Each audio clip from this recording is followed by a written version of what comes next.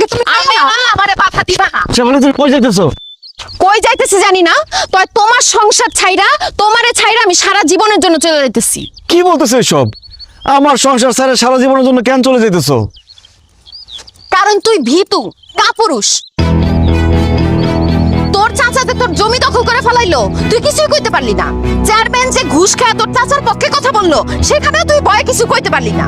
মানুষ আমগো গরু ছাগল ফল ফ্রুট সবকিছু নিয়ে যায়, তুই ভয়ে কিচ্ছু কস না। বিদেশে যাওয়ার জন্য জমি বিক্রি করে 3 লাখ টাকা দালালরে দিলি, দালাল সেই টাকাটা মাইরা খাইলো। আমি কয়দিন পর পর তার সাথে গিয়া ঝগড়া করি, তুই ওখানে যাও কিছু কস না, তোর বলে ভয় করে। আমি তো সংসার করে কি করু? তোর সামনে দিয়া যদি কেউ আমারে তুইলা নিয়ে যায়, তুই তো চায় চায় দেখবি, ভয় তুই কিছুই করতে পারবি না। তাই তোর মতো কাপুরুষের সাথে আমি আর থাকুম না, আমি চলে গেলাম। শেফালি তুমি আমার ছেড়ে যাও না, তোমার ছাড়া আমি থাকতে পারব না, তোমার আমি অনেক ভালোবাসি। ভালোকে আমি কম বাসছিলাম? আমার বাপ মা মাইনা নায়না দেখা আমি পালায় গিয়া তোমারে বিয়া করছি। আমার বাপ মা এখন পর্যন্ত আমার সঙ্গে কথা কয় না, আমগো বিয়া মাইনা নেয় নাই। মন চাইলে আমি বাপের বাড়ি পর্যন্ত যাইতে পারি না, তারপরও আমি তোমার সংসার কইরা গেছি। কিন্তু এইবার আমার ধৈর্যের বাঁধ ভাঙা গেছে, তোর সংসার আমি আর করব। শেফালি তোমার আব্বা তো তোমার বাড়িতে যাইতে দেবো না, তুমি আমার বাড়ি ছেড়ে গেলে কই থাকবা? দরকার হলে গাছতলায় গিয়া থাকো, বনবাসে যামু, সন্ন্যাসে যামু, আমি ভিক্ষা করে খামু, তাও তোর মতো ভীতু কাপুরুষের সাথে আমি সংসার করুম না। আমি গেলাম। না না না ভাবি, তুমি যাইতে পারবে না, আমি তোমার যাইতে দেবো না। আরে তুমি কেন? আমার মরা শ্বশুর শাশুড়ি যদি কবর থেকে উঠতে এসে আমার আটকায়, তাও আমার আটকাইতে পারবো না, আমি যামুই।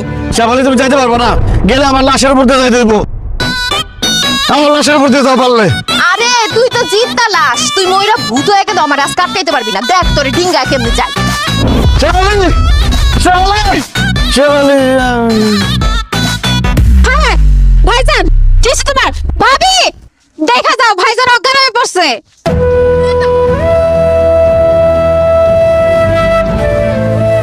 কি? এই